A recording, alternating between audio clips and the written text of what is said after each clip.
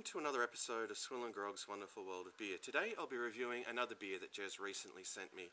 Aecht Schlenkerla Rauchbier Märzen, 5.1% alcohol by volume, a product of Bamberg, Germany. Now, what more can I tell you about this beer? Well, it's got a name that's very difficult to pronounce, and it's a style that I'm unfamiliar with, Rauchbier or smoked beer, which I've never tried before, but it rates pretty highly. From all the reviews that I've seen out there on the internet, I'm most keen to try it. Okay, so I think without further ado, I should crack this bottle open. And I'll pour it out into this nice mug that I got from IKEA the other week.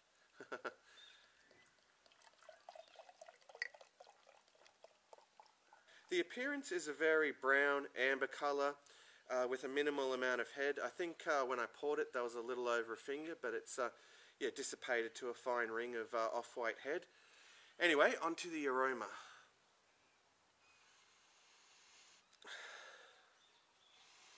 Well, what I'm picking up first and foremost is smoked malts.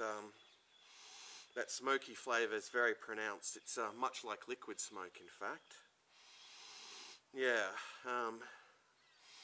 Almost smells like someone's having a barbecue around here, but anyway, it's a very interesting aroma without a doubt.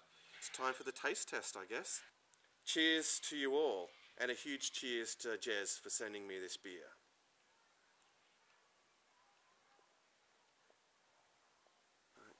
Well, the flavour really does follow the nose. Up front I'm tasting those smoked malts that also have a nice breadiness to them as well. The bitterness is very minimal, but it's a very full-bodied, tasty beer. I do need to have another gulp. I'm also picking up some toffee and caramel flavours there. It's a very delicious beer. It's very rich and complex, and very full-bodied. For me, this is a real treat. I'm enjoying it immensely.